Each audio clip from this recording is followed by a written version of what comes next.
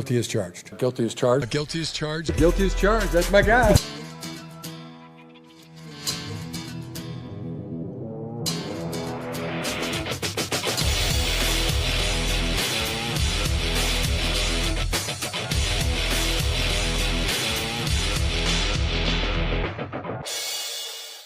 Hey, what is up, everybody? Welcome to the Guilty as Charged podcast. My name is Steven, and I am the host, as always. Excited to dive into the changes around the Chargers depth chart. Essentially, we're going to check in with where our pre-training camp 53-man prediction and how we're going to, head into the new, prediction once the time comes for that in a few weeks from now. So it should be a fun conversation highlighting so many of these players who are on the fence and rightly deserve a spot on the 53 is going to be very interesting. Joining me to do that is my good friend Tyler. Tyler, what's up, man? How are you doing tonight? Doing very well, and I'm glad we're doing this because if we tried to do this and a 53-man roster prediction in the same episode, it would take longer than our draft episodes. There's so much to have to cover. I don't know if it's the most I've ever seen the Chargers roster change in a month and the depth chart change in a month, but there's definitely some unprecedented things that happened. So I'm excited to talk about it. Yeah, the vibes around Chargers training camp, I can't remember I've ever seen / heard anything like this particular one. Lots of good changes potentially, with the player development, things like that, but definitely a lot of stress on the depth chart overall. We'll also discuss Jim Harbaugh's decision to play the starters in the preseason game against the Rams and what that's going to mean. That's obviously going to be a quicker discussion. That's not going to, the bulk of our show is going to be the depth chart conversation. But before we get started, of course, have to give a quick shout out to our friends over at PrizePicks, the best and easiest way to consume daily fantasy sports. We are so close to being able to use PrizePicks on football. I think college football starts in a few short weeks. I think we are 17 days away from the University of Utah season opening up for what it's worth. Obviously, baseball season is in full swing. No pun intended there. So whether it's strikeouts, RBIs, first inning runs, you can make your call with more or less and play for your shot to win up to 2,000 times your cash today on PrizePicks. I know we got some heated movement with the Padres and Dodgers rivalry recently. So Shohei Ohtani, I forget his name now. I should have looked this up. El Nino, Fernando Tatis. There we go. Whoever your favorite player is, you can cook up some hot takes on PrizePicks, whether it's one home run, one hit, whatever the case may be. PrizePicks app, code GUILTY to get $50 instantly after you play your first $5 lineup. Again, that is the PrizePicks app on whatever app store you use. Code GUILTY at checkout to get $50 instantly after you play your first $5 lineup. PrizePicks, run your game. Okay, so the Chargers and the Rams were going to have a joint practice yesterday.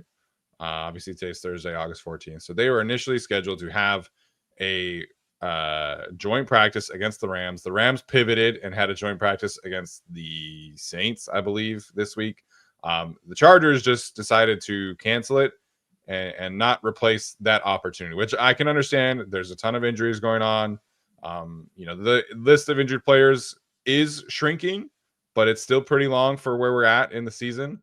And so in place of the joint practice, Jim Harbaugh has decided to play the bulk of the starters in the preseason game on Saturday evening. Derwin James and Khalil Mack are not going to play, but everybody else is playing, including Justin Herbert, who this is weirdly enough going to be the first time we've ever seen him play in a preseason game. Keenan Allen will play. All of the running backs will play. Jim Harbaugh said they will play at least one series, maybe two, depending on how it goes. If they go like a 3-and-out, they're definitely in a second series, stuff like that. There's been a lot of takes around what this means and things like that. But Tyler, where do you end up on the starters playing against the Rams on Saturday night? My first reaction was, God help us all. Please don't get injured, any more players. And at the rate this offseason has gone, prayer circle, whatever you believe in, just please nothing happen to any of these starters. We cannot take another one of these. But I do, other than the fear that happened, it's more of a curiosity now. One, it's nice that we'll get to see what the offensive line starting group kind of officially is, Granted, Mekhi Becton is still not practicing, but if they would play a game tomorrow, he'd be out there. So I am very curious, like if they would trot him out there come Saturday. Doesn't seem like it's trending that way, but it would be nice to see him out there. But it also would give us a definitive, hey, who is your center starter? Now they've been like Jim Harbaugh's been saying, like, yeah, that's the projected thing. It's going that way. It's trending that way. But I think once you put a lineup in front of us, you can close the book and close the door on whatever the competition was. We expect it to be Bozeman. It's probably going to be Bozeman. I doubt it's anything else. But just definitively putting that to bed, putting that to rest, and moving on with our sad Chargers lives. I hope this does something good for the offense. I don't know how long they're going to play. I don't know how long Herbert's going to mix in with a non-Keenan Allen, Quentin Johnston, Ladd McConkey player. I'm basically referencing like Trey Harris here and Keandre Lambert-Smith. What does it look like when these guys, have a quarterback who will throw like the backside of a play, who will get to the fourth read, who can launch the ball down the field? Who's going to take a cover 2 hole shot? Right, exactly. I'm very curious. Like suddenly Trey Harris appears. Where has he been? It might be nice when you have a quarterback who's going to take those very difficult throws. That's neither here nor there. I hope the offense is healthy. I hope they get out of here healthy. The defense will do their thing. I'm sure Minter's going to cook, and we'll see how the offense holds up. Yeah, I think I would be stunned if Mekhi Becton plays. He has not practiced in over 2 weeks at this point. But the other 5 that have been in practice for the last 2 weeks, I would expect that to be the case. Maybe they give Zion and Jamari some extra snaps because they're not technically starters per se, in regards to like Joe Alt and Trey Pipkins sat this past week. The receiver rotation for me is like the biggest curiosity, because based on reporting from Daniel Popper and a little mini stuff from Eric Smith and here, Popper definitely goes a lot more in depth in terms of like rotations and things like that. Obviously doing a great job with the Substack. If you're not listening to that, definitely encourage you to go check that out.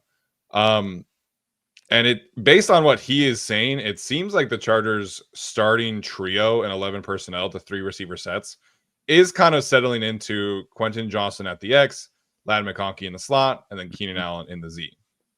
They're working Keenan specifically a ton on like in-breaking routes. And I think that's, again, very curious, to see how that kind of situation, works out. He said that Keandre Lambert-Smith has been taking snaps in the slot for the first time throughout training camp and practice this week. So how does that work out? He's been a little critical of Trey Harris and how he's not necessarily separated as much as he would have hoped in the preseason games. Does that change now that Justin Herbert is throwing them the football? Because there is some natural, I'm not going to get the football here. I'm not going to run my route as much, but with Justin out there, there's more of a chance that he gets the football. So what does that look like? We have barely seen any tight end targets in the first couple of preseason games. And the ones that have been, it's been like a check down to Rondé Gadsden. So not that Justin Herbert is going to have all this time to like work out all the kinks with the starting pass catchers, but these are things that I think I'm most curious about, to see them in a live situation. Again, who's running the deep routes, who's going to be a jump ball guy, what is Rondé Gadsden's role if Tyler Conklin and Will Dissly are both out there. These are things that I think need to be settled more, and that to me is why I'm in favor of the offense playing in the preseason game and maybe the next preseason game, just because there's so many things that I feel like unsettled about, and this is their only chance at a live rep situation without the joint practice. So that's, to me, the defense is kind of whatever. I don't think they need to play. The offense, I think, does need to get the reps.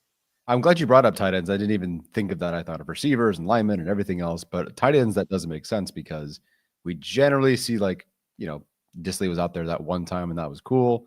Yeah. And that was, we were like, Will Dissly, what the heck? We don't have to be out here. There's nothing to prove.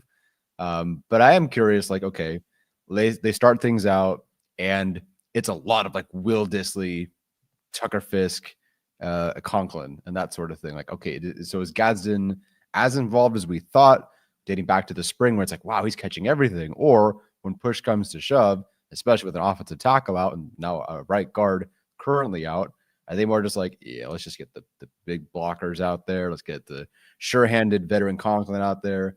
We'll try to work in Gadsden, but this is really our trio. and Gadsden will figure things out on the season? Or is Gadsden out there like with Conklin a ton or with Disley a ton? So yeah, I'm glad you brought up tight ends. I didn't even think of them. Yeah. The running back rotation, I'm not as curious about. I think it's going to be Hampton for the bulk of that situation. Despite Greg Roman saying that they're going to like rotate backs with him, I just don't really believe that is a thing. 5 snaps, but okay, that is a rotation, I suppose. Yeah, yeah. So if all the starters are playing, I would expect Hampton to get like a decent amount of touches here. Again, maybe 1 drive, maybe 2. We'll kind of see what happens.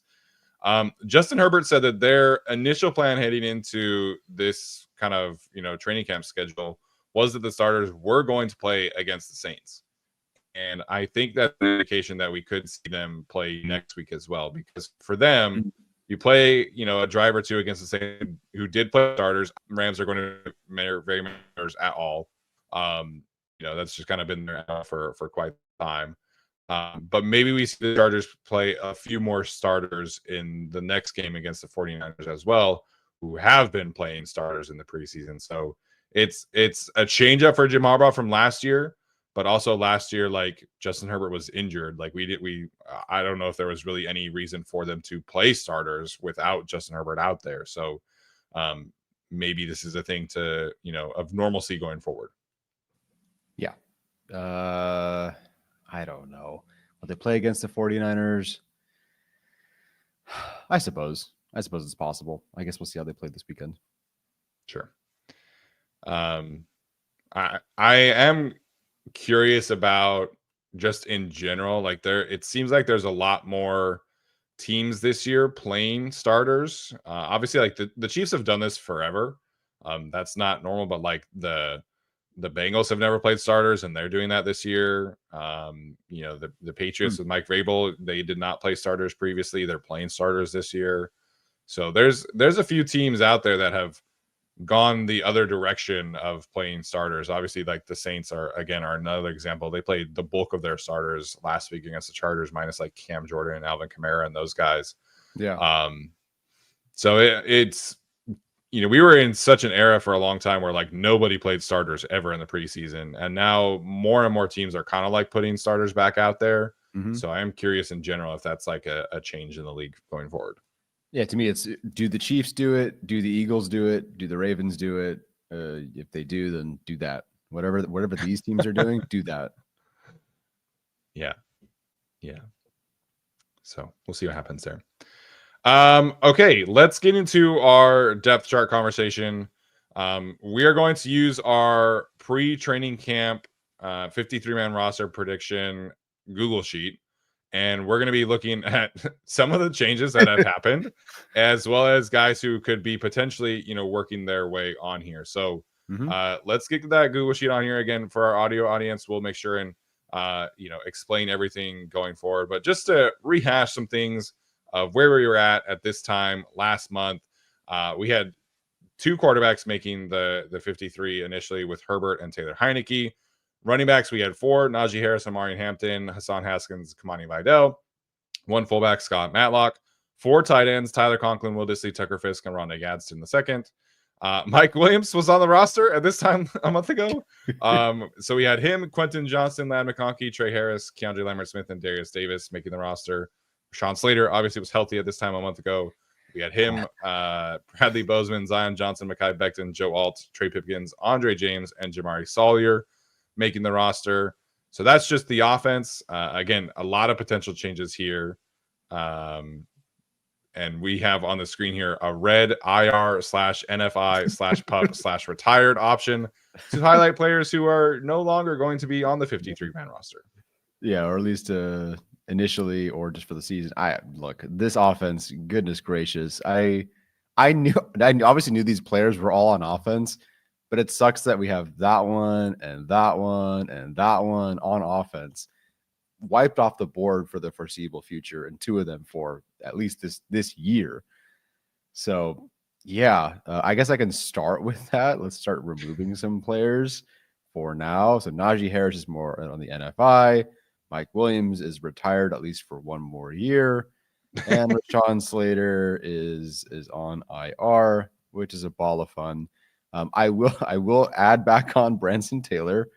because we did cut him, but he is still theoretically he could play. He is back at practice, by the way. So there's some good injury news. Good. Yeah, thank God. Okay. So do you want to go position by position here? Because obviously, like quarterback, we can get right into and how things have evolved since. Well, let's put Joe Alt at left tackle as well, and Trey Pipkins at right tackle. Oh yeah, and then Bozeman at center and Zion at left guard, because that's what that's going to be. Cool. With the offensive line, we'll just start there since we're talking about them. Sure. They signed obviously David Sharp to replace Rashawn Slater's roster spot. He has been working with the second team offense ahead of I always do this, man. The UFL tackle. I always oh my gosh. It's not Jordy Nelson. What is his name? Ryan Nelson. There we go. There we go. He's like the one player on the roster. I'm so sorry. I'm so sorry, Ryan Nelson. I just can't remember his name there. So David Sharp is rotating with the second team offense ahead of Ryan Nelson. Nelson is actually even shifting to guard a little bit with the third team offense. So it seems like internally, their like swing tackle option, they've kind of settled on Corey Stewart, who I think has looked pretty good, in certain moments, and then David Sharp. So those are the two swing tackles. Again, Branson Taylor is back at practice today. Do you think either of the tackles make the 53, or do you think this is the 8? I think they do, because I'm very curious. Where is Mekhi Becton with his return from injury or whatever is going on? I think there is definitely some concern there. So until I start seeing Mekhi Becton practicing, and I think now they're 18 days away from the Monday where they would be playing in week 1, a few days later, I kind of think, you have to keep one of these guys. I don't remember how much guard flex Sharp has. It doesn't necessarily matter, but if you're now thinking that like Jamari is your backup, like guard, which he would be and he could be, even though he's played some left tackle, then you're going to need that, obviously, the swing tackle that Sharp would be. So I think it ends up being Sharp. And so right now, until Mekhi Becton is healthy, you just have a lot of concerns along this line, and I think Sharp would make it. So Sharp has 0 preseason snaps at guard in his career. Let's see about regular season. Regular season, 0 snaps at guard. So he has exclusively played tackle. Yeah. The bulk of his regular season snaps did come at right tackle. He started a decent amount of games for the Raiders at right tackle, as well as the Commanders, and then the Ravens in 2021. So he has not played. Oh man, he has not played in a regular season game as a starter since 2021. He played a few snaps here and there as an extra 6 offensive lineman for the Panthers in 2023. But yeah, he has not started a game at tackle in the regular season since 2021. So he's Tony Jefferson. Yeah, potentially. He's been on practice squads. Like he didn't retire. Yeah. He was on the Jets practice squad last year, as well as the Houston Texans practice squad.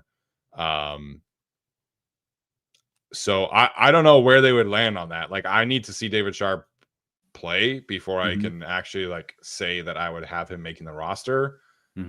They could do the Tony Jefferson thing with him as a vested veteran and keep Corey Stewart. That kind of depends. I think this definitely clears the spot for Branson Taylor to be on the roster. Yeah. I don't know if I feel comfortable penciling in Stewart and Sharp in on the roster, but I think Stewart is interesting. I think he is on the bubble, and I think that's obviously better than where he was at previously. Yeah, no, that's a heck of an improvement.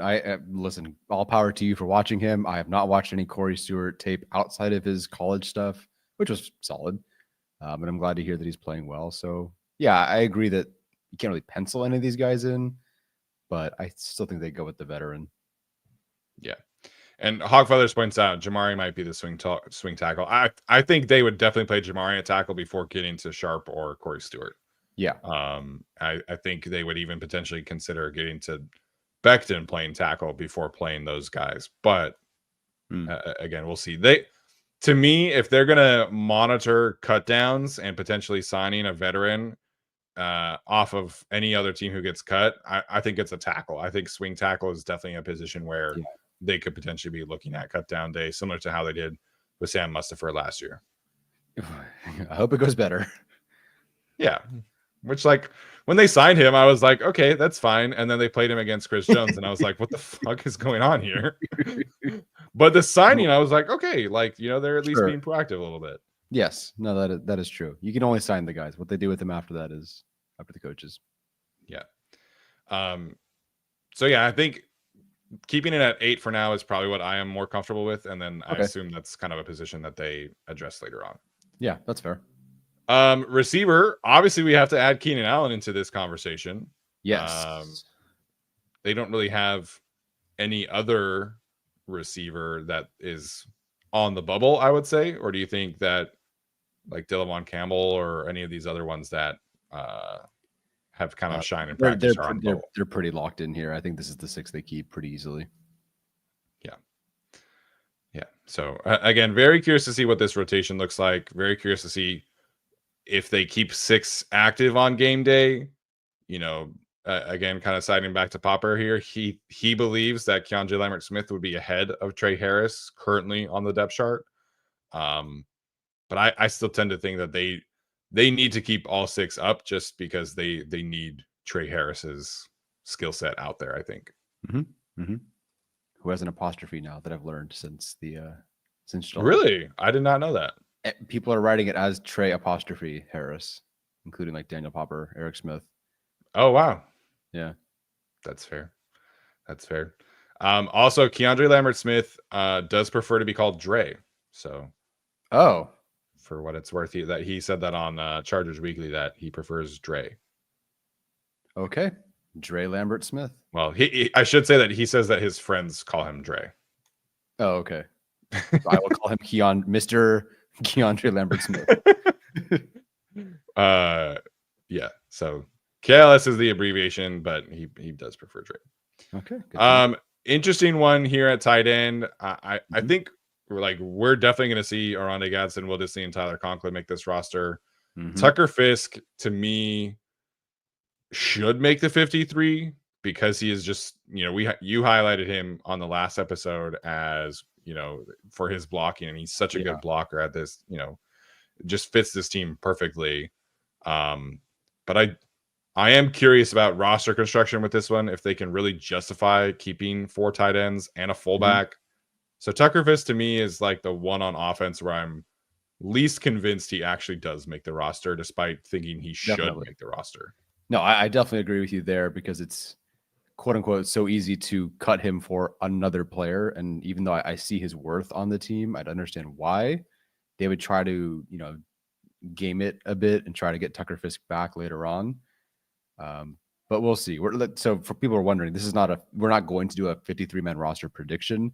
It's more of a discussion. So when we go to that, we'll have to make these decisions. But I agree for now, like these 3 are definitely safe.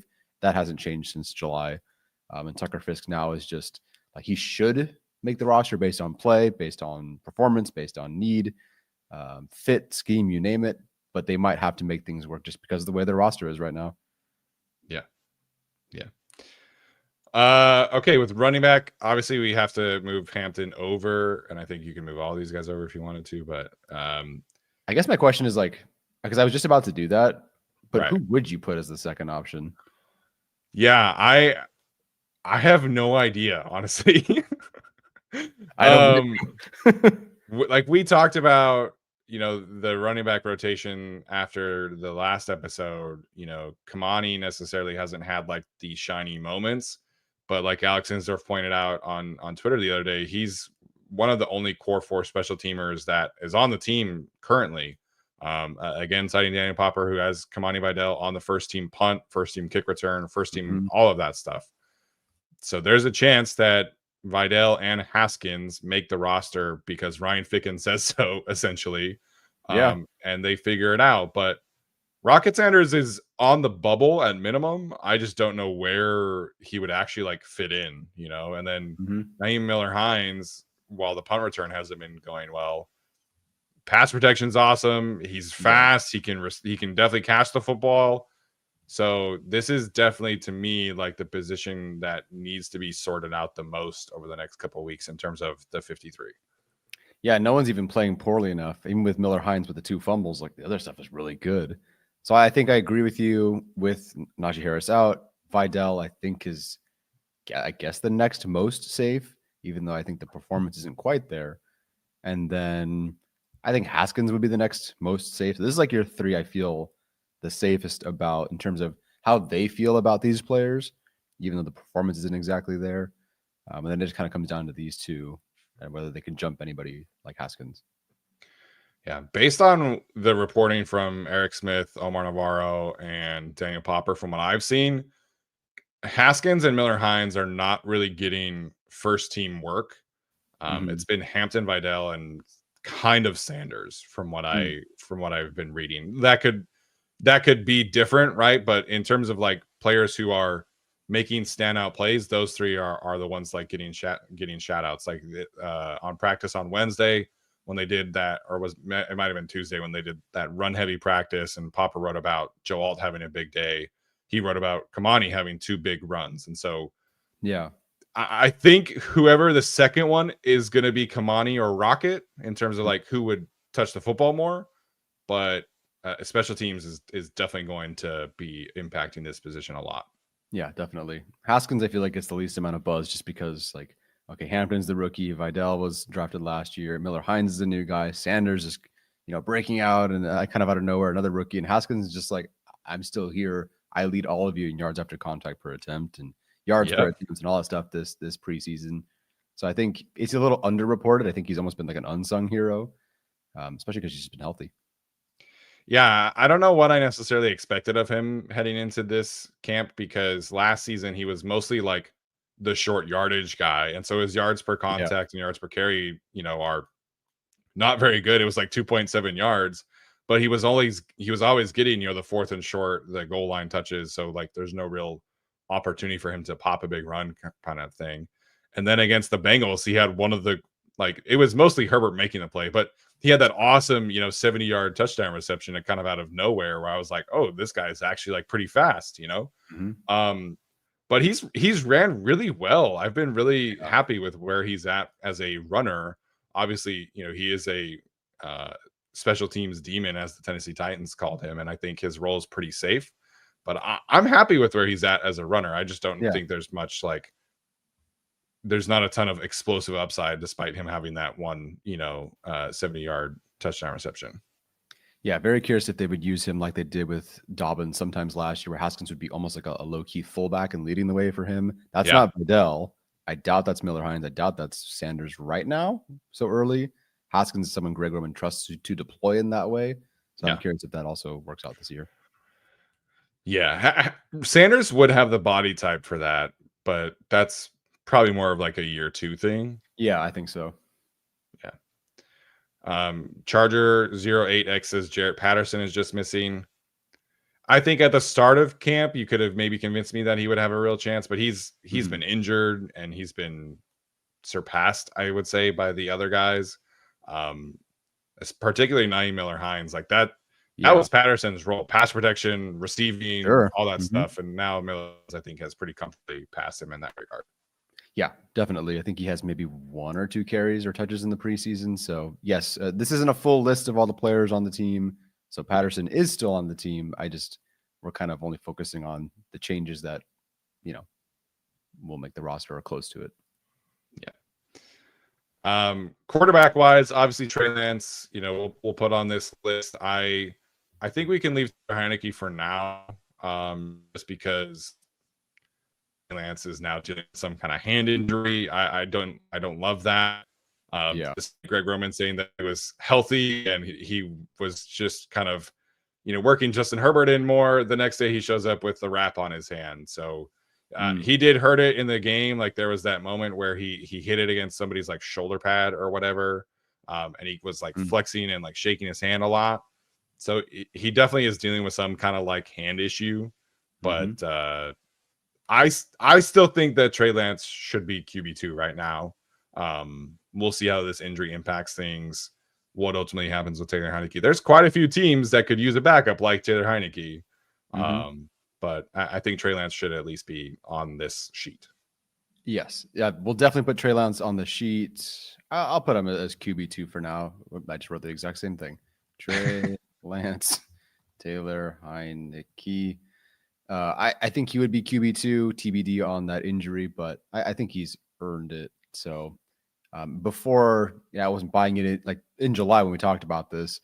I wasn't really buying it because it's like, well, are we equating the number of snaps he's playing right now with like actually being the QB2? Right. And what does that play look like in the preseason? And Heineke was rough. Not all his fault, but it was rough. Trey Lance has been better for sure. So he's playing more. He looks better. I think he's earned the right to be called QB2 right now. We'll see. Do you think they would kind of show their hand? And do you think because Herbert's now in, we know who the next quarterback would be? I know Harbaugh has said he's not sure who the next guy would be. But do you think that it'll be a bit of a dress rehearsal? How much should we buy into who comes in next after Herbert? I think a decent amount, honestly.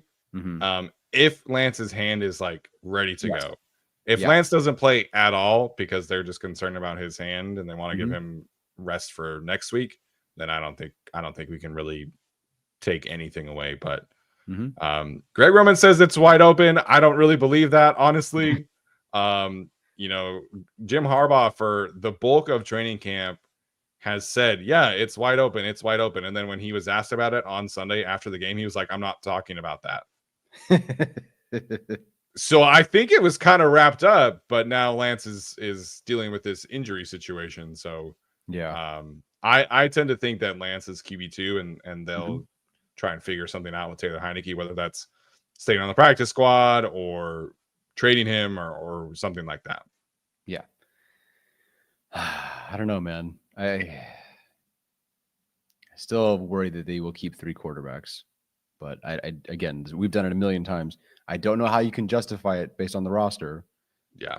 I'd rather keep Tucker Fisk than a QB3 at this point. But I don't know. Yeah, we're going to get to the defensive tackle room here in a second. You know, the cornerback room, etc. There's just so many guys that could actually like play on the team, and you're never going to play your QB3 ideally, obviously. So we'll see what happens there. All right, before we get to the defense, our audio audience is going to take a quick break. Our YouTube audience is going to continue right along. All right, so defensively, again, not a ton of changes here. And you know, the offense definitely has changed a lot.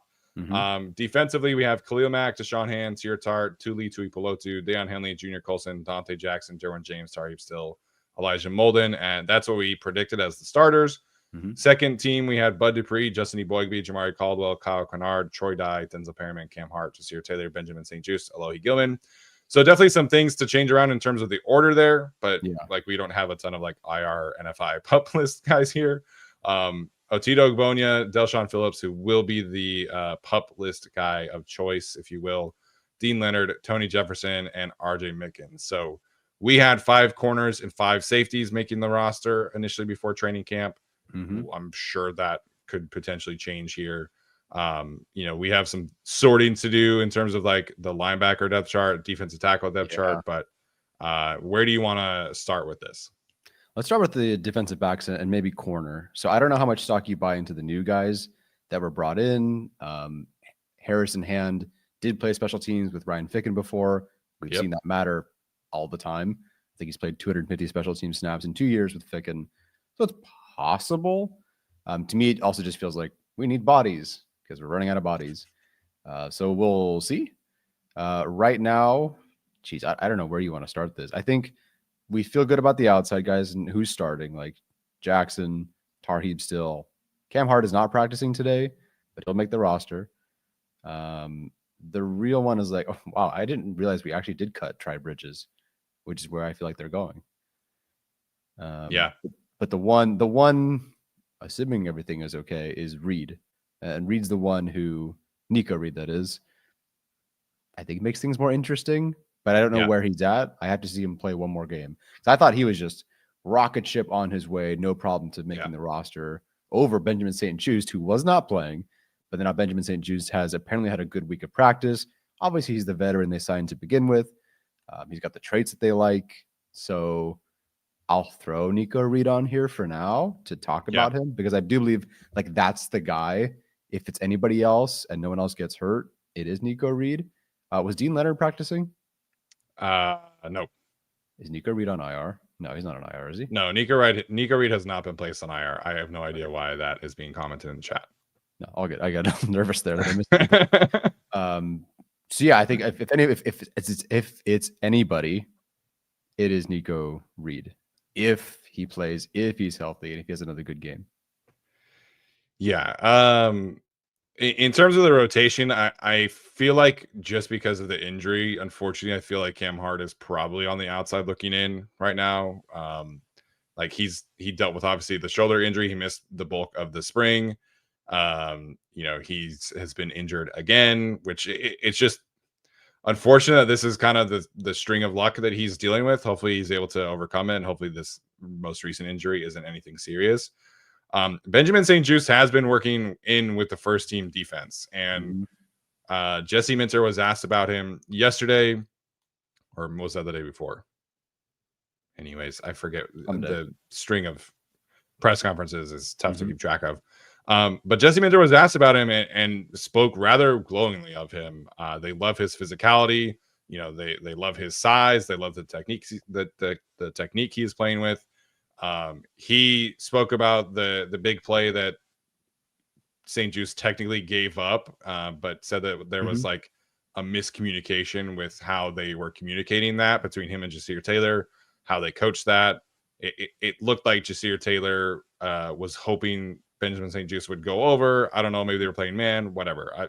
St-Juste did ultimately give up the big play from a stat sheet perspective. So he's working in with the first team defense, but I think we're potentially settling in towards Dante Jackson and Tariq still being the starting outside corner duo. And then St-Juste and Cam Hart will kind of rotate in depending on matchups, depending on health. And, when they need kind of like a bigger body against like Mike Evans or Nico Collins kind of receivers, those two guys will play more than Dante Jackson in that particular matchup. That's kind of my vibe I'm getting from Minter and from the reports of rotations and things like that. Tariq still, I think, is absolutely their CB1. I think he is locked in. I think he's going to play. I think he's always going to be on the field, whether that's outside corner, slot corner. I think he's their top guy right now. Yeah, which is awesome. I hope he has a great season. So we still feel that Jaw Taylor is making the roster. I don't see any changes there, despite what anybody at the fandom could say. Yeah, it's like I understand that there's a lot of thoughts about the cover guy, and like he played in the fourth quarter on the game on Sunday, and people were like, "Yeah, this means that he's out, right?" And I'm like, "No, you guys, it means that there's like 7 corners injured, and they don't have any other bodies." Yeah, Jasir Taylor is making the roster. I share some concerns about his, overall ceiling, but he was handed the starting slot corner position last year, despite the draft pick of Tariq Still, despite everything else. He played through a broken fibula. Like, he played through a broken leg all season long. And that's, again, stuff that matters a ton to this coaching staff. And he is the team's best gunner. He is going to make the roster. He's not going to be starting. Like, it's okay. He is not going to be starting, but he will make the roster because Ryan Ficken gets what Ryan Ficken wants, and Jasir Taylor is their best gunner. Yes, and if Dean Leonard is hurt or struggling or not even on the roster, they are definitely keeping Jaw Taylor because they can't lose both of their best gunners. Yeah. Nico Reed over Dean Leonard, I think, is potentially possible. Dean has been injured twice. He's currently injured again. Nico Reed, if he can show enough on special teams, I think can pass Dean. He's not passing Jasir Taylor, but I think he can pass Dean. I definitely think so. If Dean Leonard has one more injury or can't really get out there against the Rams and Nico Reed can, and he's playing and plays well, I think they would make that switch. I agree. Safety wise, no real changes. I know everybody's kind of penciling Tony Jefferson into the practice squad. I just don't think they can do that again. I think he's earned the right to be on the 53. B, I just think there's a lot of other teams out there, including the Ravens, who need a veteran safety of his caliber. So I just think that Tony Jefferson should be on the 53. Obviously, I have no idea how he feels about that. If he would do the practice squad thing again, if he's just like, I don't want to go anywhere else, just like do whatever you want to do. But to me, Tony Jefferson should be on the 53. Yeah, I listen. I thought this was a ridiculous, Hail Mary move. And I suppose that's what a Hail Mary is. Sometimes it does work. Last year, didn't think Jefferson would do all that much. Out of a former scout, out of football. He even said himself out of shape.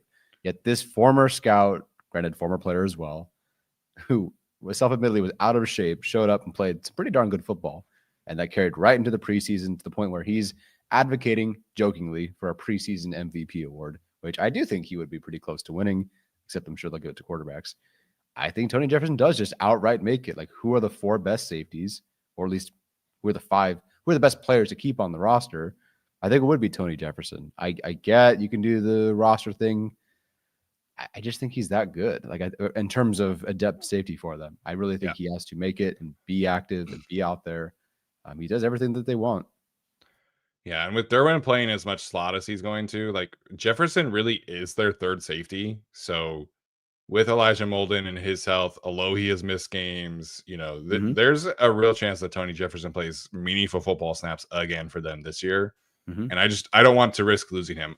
I have been very pleased with where RJ Mickens is at. Yeah. But I don't know if I like fully trust him to be a potential starter if anything happens to Molden or Gilman, like that's kind of, totally. I don't want any concerns. I want Jefferson to be that guy. And I think he's earned that. He's been, one of their most impactful defensive players in the preseason. He's a veteran leadership and he's playing special teams now. He didn't play special teams last year. So, there's a chance where he could potentially offer some value there as well. Yep. So to me, it's just like, put him on the roster. I don't think you play games with him this year. Yep. The last safety who he's not going to make it, but Kendall Williamson has been super impressive to me, particularly on special teams. So there's no way they can keep 6 safeties on the roster, but I would not be shocked if he is, activated 4 times this year because of his special teams ability. So just keep an eye on that situation. Hopefully he's able to, clear through waivers and things like that. But had to mention him tonight. Yeah, really good call there. Keep saying that name because I think he will make the practice squad. And just to clarify for anyone, because I see people in the chat because of like the Junior Colson placement right now and the lack of a Caleb Murphy, this is not a prediction right now. And this is just an old prediction that we made in July that we're adjusting on the fly. So the names that you're hoping to see on there, we'll get there. We just started with DBs. We'll get there. Yeah, Caleb Murphy is coming up for sure. Yes. Okay, let's get to linebacker next. I think we obviously have to take Junior Colson out of the starting lineup and put Denzel Perryman in. I feel comfortable with Troy Dye. Like I even if Junior's not playing, I really like this room. We've talked a lot about Marlo Wax this week. He's been getting a lot of buzz. Every press conference this week. I think he should at least be on the sheet. I don't know where you're at with him potentially making the 53, but I've been very happy with him so far. Yeah, he definitely needs to be on the sheet. I don't think that he would be someone who would play over a Troy Dye or Junior Colson. I highly doubt that. I'm not even sure he would play over Delshon Phillips if everybody were healthy and out there. Yeah. There's just the obstacles in his way are, 1, does Delshon Phillips come back? And then 2, who do you basically, if he makes the roster, who do you cut? Or who's not making the roster at this point because of Marlo Wax? So, like, if they want to keep 3 quarterbacks, no Marlo Wax. If they want to keep 4 tight ends, no Marlo Wax. Right. It kind of sucks for him because he's playing great. He's doing everything he should be. He's healthy. He's playing well. He looks great. The coaches praise him like crazy. He's just kind of the roster construction manipulative. So they have to want to keep 5 linebackers and for that 5th one not to be Delshon Phillips. But he's doing all the right things, so he should be on this list. Yeah, ever since Ryan Ficken has been a part of the Chargers that they have kept 5 inside linebackers, despite being a 3-4 team essentially the whole time. Part of that is because they had, guys like Nick Neiman and Troy Dye and Eamon Ogbongbemiga, guys who are very, very good special teams players. So he very clearly wants, 3 linebackers to play special teams. And I think Dye, Colson, and Wax would all play on special teams. Dye and Colson are all on the first team punt. They're on the first team kick return, etc. Wax, I'm not quite sure where he fits in that category. Daniel Popper has said that Kanai Mauga, who's number 56, he has been on the first team punt teams and things like that. But that's definitely a guy that they can sneak onto the practice squad. I think they would be able to sneak Wax onto the practice squad as an undrafted free agent, but sometimes you just never know with a guy who has really flashed in the preseason like that. Yeah, we'll see how much the defensive starters, I don't think like Perryman's playing a ton or Henley's playing a ton, but they're going to play. If Colson's healthy and out there, which I believe he will be, then there's that second rotation of Dye and Colson. So if Wax can't get out there a ton, I think they can sneak him onto the practice squad. If he's out there and playing another 30, 40 snaps, which I don't think will happen, and he gets to lead the league in tackles again this week, I think it's going to be difficult to hide him. Yeah, I agree. Okay, let's get to the edge rushers now, and Mr. Caleb Murray here. Again, roster construction going to be very difficult here. I think we can still pencil in Kyle Kennard to make the roster. He's not going to get cut. You do not cut a 4th-round edge rusher who was the SEC Defensive Player of the Year because he would get swiped up on the practice squad. Yeah. Caleb Murphy, I think, is approaching a lock category for me. Where are you at with that particular conversation for him? Yeah, I agree. If we're looking at, Nico Reed, Marlon Wax, and then Caleb Murphy, not a UDFA, but that kind of roster bubble, Caleb Murphy is by far the lock there. And I would argue if they didn't want Caleb Murphy, I think I would take Tremont Morris-Brash over someone like a Marlo Wax. I think they could just look at that until Kyle Kennard shows something. Right now, I almost feel like it's a redshirt kind of season for Kyle Kennard. Maybe that changes in a real game. Maybe he plays the Chiefs and, hey, something just clicks for him. I don't know. But it just does not seem to be clicking right now. He's being outplayed by 2 guys that are presumed to be behind him. They're not cutting him. Not happening. No people in the chat. They're also not cutting Junior Colson. That's not happening. I would highly doubt that they're going to cut Junior Colson, the Michigan guy of all people. No. But yeah, Caleb Murphy is trending towards lock. That's the person that you keep on the roster. And that would Marlo Wax, sorry for you played great. They have to have Caleb Murphy. Marlo Wax doesn't necessarily have to play on Sundays. If you have Colson, you have Dye who can play special teams. Caleb Murphy is definitely going to play special teams. He's going to be an edge rusher for them. I think he's active over Kyle Kennard. So yeah, I think Caleb Murphy is approaching lock, which again makes things more difficult. We said 4 edge rushers, signed, sealed, delivered. Good. There we go. And now poof, we have 5 edge rushers. And that's before we get to D tackle, which could be its own thing. Yeah. I agree. Of the borderline players, I would say Caleb Murphy is the one I feel the safest about. I think he is if he's not a lock right now, he's very, very close to approaching that category. So unfortunately, Kyle Kennard, who has been back in practice this week, so I think we'll see him play on Sunday. Just hasn't necessarily put it together there. But Caleb Murphy is definitely somebody who I think the team will feel comfortable with playing for them right now. For clarity again here with Junior Colson, he's not going to get cut. This is a team that invested in him extremely heavily, a 3rd-round draft pick. They stood on the table for him as their best linebacker in the draft, according to multiple people, not just the Michigan guys. I understand that there's been some inconsistencies, and I thought he played very poorly in the Hall of Fame game. But it's far too early for anybody to give up on him right now. He's had a good week in practice this week, according to Daniel Popper. He's flashed some more, which is good to see. But this is definitely somebody you want to keep on the roster because he hasn't had the reps. He needs more time. Unfortunately, that's just where he's at right now. Yes. And if they did not cut and give up on Quentin Johnston, I don't think they're going to suddenly give up on a Junior Colson. Yeah, I agree. All right. Last but not least, the defensive tackle room. I've said a few times. I feel better about this group than I did at this time when we did the roster prediction. Part of that is Otito Ogbonia, who I thought would be potentially on the way out, has been one of their better interior defensive linemen in training camp. So he's been most working with the first team defense along with Deshaun Hand and Tier Tart. Jamari Caldwell has flashed some. Naquan Jones, who we cut, has flashed some as well. Justin Eboigbe has looked a little bit better here and there, but I think you're doing the right thing by putting him into the third team defense here. So that's 6 guys who I think the Chargers would feel very comfortable playing on game day, and then they obviously have the Scott Malek situation as well. Yeah, this is. I think we chose right by picking Otito at the time over Naquan Jones based on everything we saw last year. That's being rewarded. That guess by us has been rewarded. He's playing well, looking great. I think they are keeping 6. Doesn't mean all 6 will be active, but I think they're keeping 6. So now we've added an edge rusher and we've added a defensive tackle to this equation. We have 2 more weeks. I don't want to do this prediction. I'd rather have a fan on do this for us. No offense. I don't like. I don't want to do this. I want to opt out. Put me on the. Yeah, you want to opt out of the. Yeah.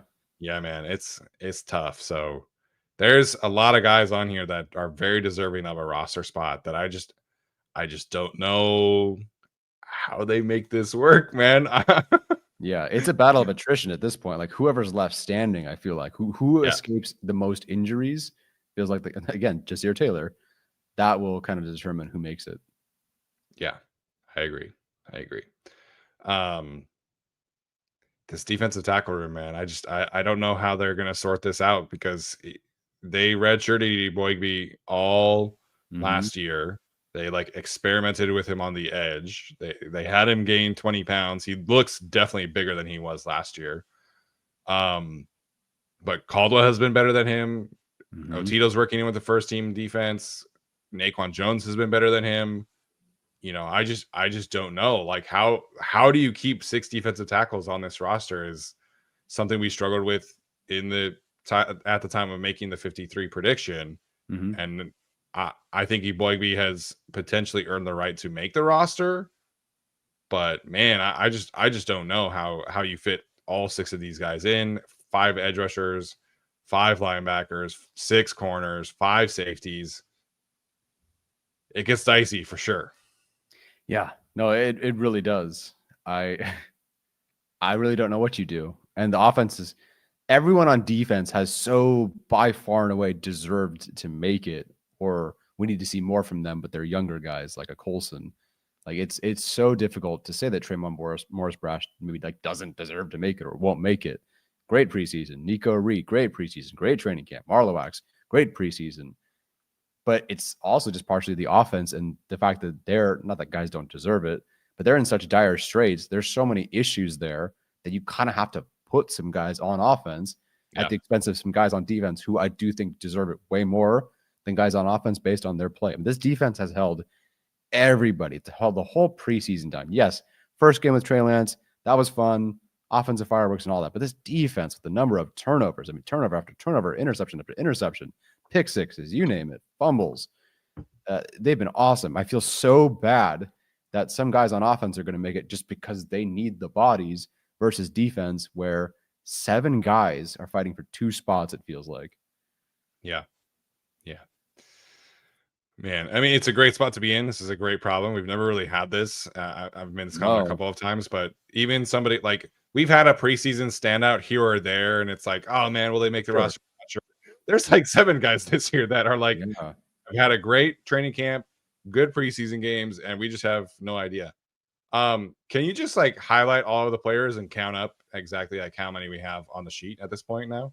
Sure. So 2, 5, 8, 11, 14, 16, 19, 21, 24, 28 on defense. Are we assuming Phillips is on PUP still? Yeah, until we hear otherwise. He's not even working off to the side right now. He's just not practicing. Yeah. I guess we should say that Cameron Dicker, J.K. Scott, and Josh Harris are going to make the roster. Yes. Best long snapper in the league, Josh Harris, who got a highlight video today. I love it. No, that's fantastic. Thank you. Hey, call it the Gak bump. People forget that he was on our show once. So yeah, you're welcome, Josh Harris. No, okay. This is the part that's going to kill me. Okay, so these 3, 8, which is kind of weird. Do we want? Okay, fine. So we'll keep all the 5 running backs on there. Yeah. Okay, so 8, 9 for Matlock, 13, 15, 17, 19, 20, 22, 24, 26, 27, with Najee Harris still kind of coming back. Yeah. So we have 27, and then we have 28 on defense, right? So 55 plus 3, 58. So 5 people got to go. That sucks, man. That's terrible. So if we're just looking at like maybe bubble decision guys, which I think these guys make it. Yeah. Like, okay, Boygby, I'll say Jones, I guess, but Murphy, Wax, Reed, I guess Jefferson, TBD on St. Just. Sorry, what these are players you think are on the bubble? Yeah, like, okay, so if there's 5 players to cut, like, who are they? I mean, just look at. I think Dean is on. Oh yeah, Dean. Mm-hmm. Dean's on that. I think we could take Jefferson off personally, but. Yeah, probably. I just don't know if that's. Sure. We'll see. But okay, like, obviously there's offense too, so that would be. I guess that's where you can take some cuts, right? Like you can just. They're not going to keep 5 running backs, right? No, no. Heineke, you can highlight. Guys, Heineke. I think unfortunately you can highlight Fisk, but yeah, I think he's earned the right to be on that. But so you got to cut 5 people. One of them's a quarterback, which they have never done the 2 quarterback thing. So Heineke, one of the running backs, like no matter what, there's one of these guys is sticking around. I'm pretty sure. Fisk. And then, Boygby, Jones, Murphy, Wax, Reed, Leonard, and Jefferson. Not including that Phillips might just come back and take Wax's spot. I don't even freaking know, dude. I don't know what I'm supposed to do here. You're supposed to tell me I have to cut. I guess we'll talk about it. Stay tuned for our 53-man roster prediction because this sucks. A lot of people in chat think Benjamin St. Juste is going to get cut. He's working with the first team defense, you guys. I was right there with all of you 1.5 weeks ago. Like, he was not practicing. Nico Reed was so good. Then Nico Reed didn't play, and St. Juste is now working with the first team defense and apparently looking good.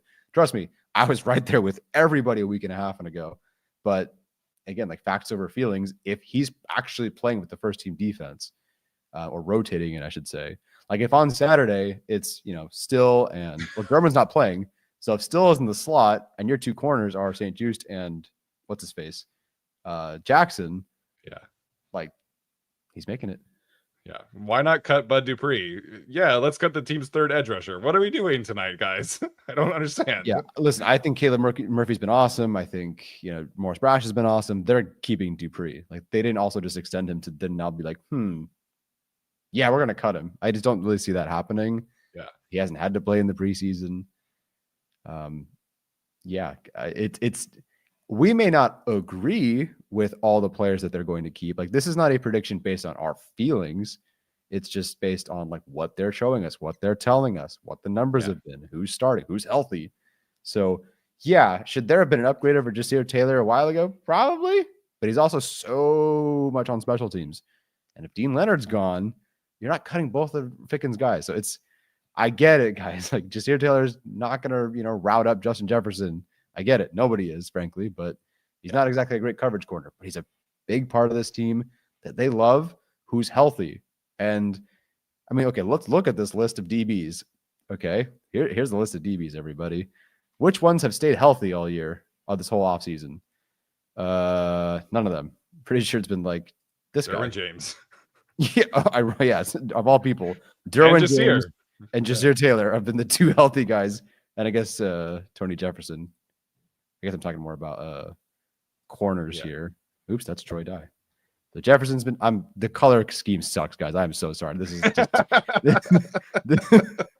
Please ignore my Christmas and yellow and all this. Like, this no longer means anything. Oh man. Yeah, I agree with Craig. Bump the active roster to 56. What the F, NFL? I've always hated this part. I want an Oklahoma sideline with 105 guys. 105 is a little much. 105 man roster prediction. Let's do it.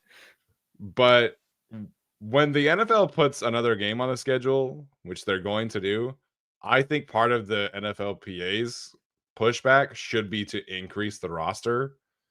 They increased the practice squad, which helped. That definitely helped. But I think they should add at least 2 roster spots to NFL teams. Like 53 that's just not a lot, man. Like it just isn't. And then they make you do only 48 on game days. Like that part, I think, also needs to go away. Like if a person's on the 53, why do they have to be a healthy scratch on game days? It's never made any sense to me. So yeah.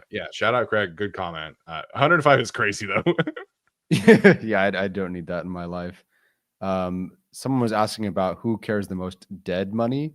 I don't have it exactly listed in front of me here. Like, of the group that we just highlighted.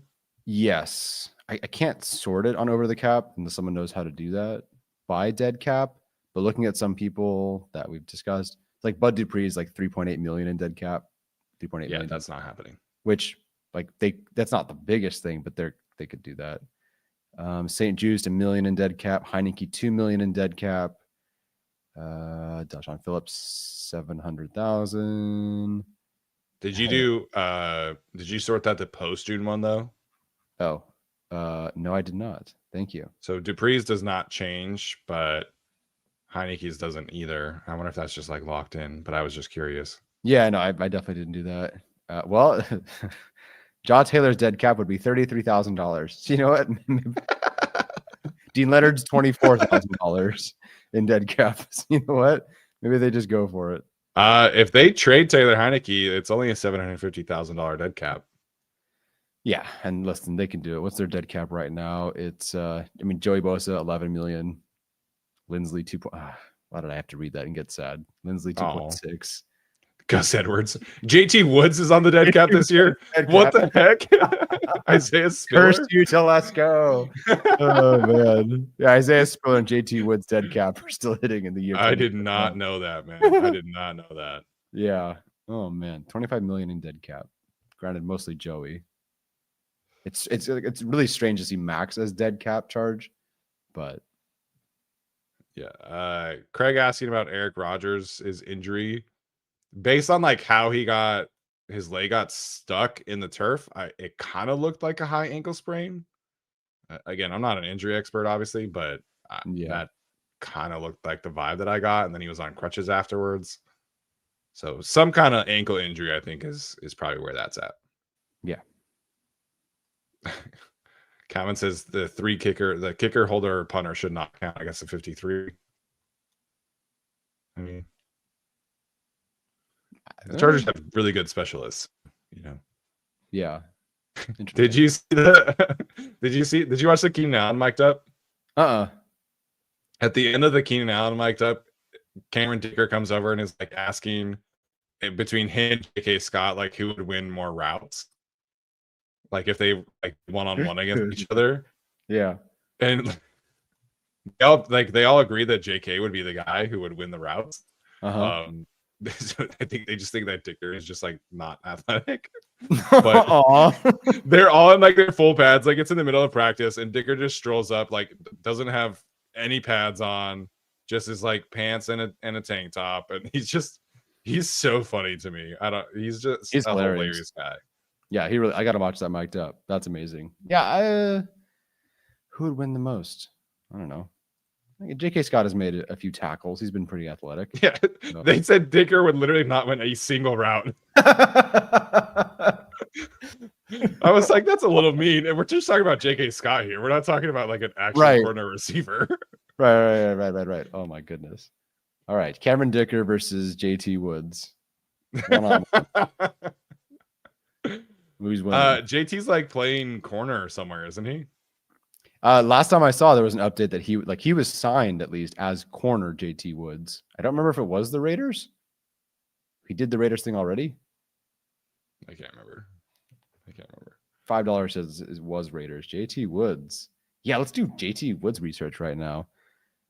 He's with the Raiders. He is with the Raiders. he's got the exact size profile that Pizarro Yeah, wants. he to acquire, does. So 100%. Yeah, Seahawks was like during the season they signed him, I think. Mm-hmm. Yeah. Now he's. Where on the depth chart is JT Woods given their corner room? Because right now, like we joked that Eric Stokes would be like CB7 for this team. I think he's starting for the Raiders, right? He is starting with the Raiders, dude. It's Eric Stokes and it's Kyu Blue Kelly, who's been on like 4 different teams already. Patrick Graham deserves to be in the Hall of Fame for what he has to deal with every year, man. Like that's good coach, unfortunately. Yeah, no, like he's like they're genuinely better than they should be. Max Crosby helps, but everything else is rough. I mean, they traded their best corner to the Raiders. Or to the Eagles, I mean. Yeah. Oh, sorry. So Porter is starting with Eric Stokes. I don't see Jasir Taylor on here. So maybe he's. I don't know. You mean JT Woods? Yes. I also don't see Jasir Taylor on here just for a completely different reason. Yeah. Oh man. Yeah. Snowden, Tonka Hemingway, Andre Carter, Keandre Coburn. Is Isaiah Spiller on a roster? I know he's like worked out for a team. Did he sign? Did he not like work out for the Saints? Am I crazy? I keep like make jokes. Nope, nothing. I want to say he like worked out for the Giants or something like that. Maybe. I don't see anything. But if he worked out for the Chargers, someone would say massive potential.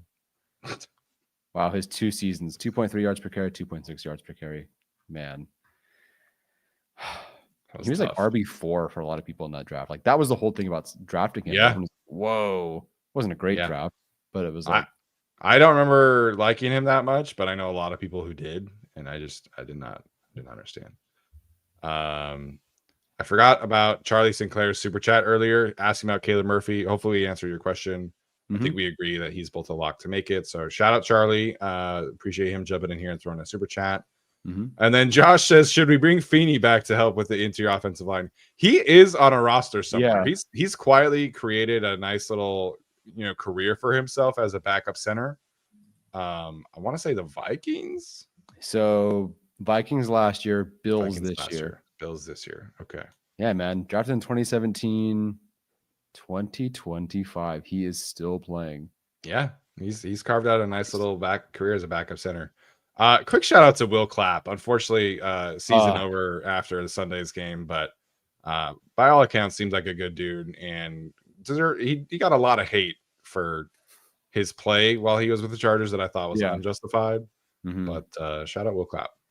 Yeah, it sucks because he was the not Corey Linsley guy, so that was just never going to look good. Like, no matter who was, like, who's this guy? Screw this guy. He's not Corey Linsley. But yeah, he had to play a lot more than he, should have.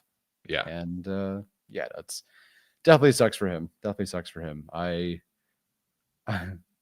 you think he'd be a better center than Bradley Bozeman? No. Okay. Bradley Bozeman's not that bad. Yeah. Will Clapp's like he's like a good backup. Yeah, Bozeman's a low end starter, which is I think he's still better than a backup. Yes. Anyway, Dan Feeney, shout out the $15 million in earnings over the years. It's pretty good. Pretty good. More than I've made. Pretty good. Yeah. Yes. Yeah. Give me 3 more years, I'll get there. 10-year teacher subscribe, everybody. OC. Yeah, like and subscribe, everybody. Yeah. Oh man. All right, you guys. That is going to do it for us. Hopefully you enjoyed tonight's discussion. The next time we are here will be after the Chargers and Rams preseason game, which now includes starting players. So we'll have at least, some kind of fun stuff, I think, to talk about. But we appreciate you guys so much for taking the time out of your day, evening, night, whenever you're watching or listening to this. It really does mean a lot to us. All right, this has been another episode of the Guilty as Charged podcast. As always, bolt up.